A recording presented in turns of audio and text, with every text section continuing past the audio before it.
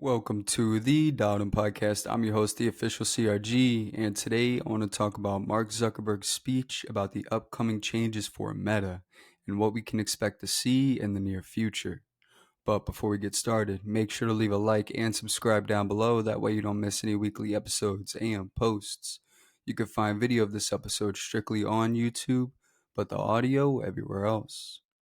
Now, for people who haven't seen the video, I highly suggest you go watch it before this episode. I do have it linked down below, but the reason for that is because we are just going to cover the main points and what to expect for the future of Instagram and Facebook.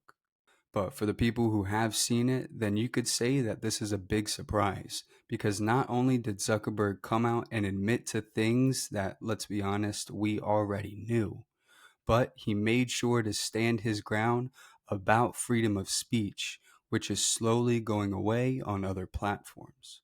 You see, in the video, Zuckerberg goes to state that throughout the years, Meta has made very complex systems to moderate its content, but it is going too far, having it get in the way of users, making it very frustrating, and taking away from free speech, which they are trying to enable. Now, to fix this, he stated that they are going to start in the United States by removing these complex systems and implementing something called community notes, which is used on X.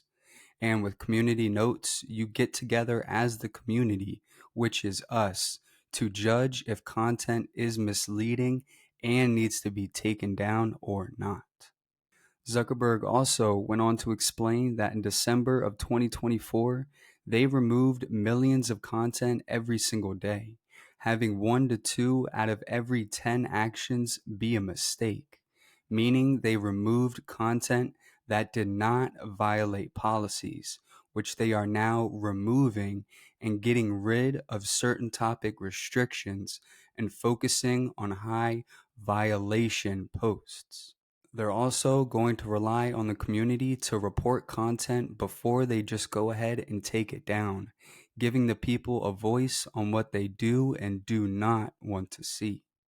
And lastly, Zuckerberg also said that they are going to start implementing more politics in reels and posts because he believes things like that should not be suppressed. But they will give you an option to stop seeing those things if you would like. So when it comes to Instagram as a whole, this can be good and bad because yes, freedom of speech is important and it is very powerful.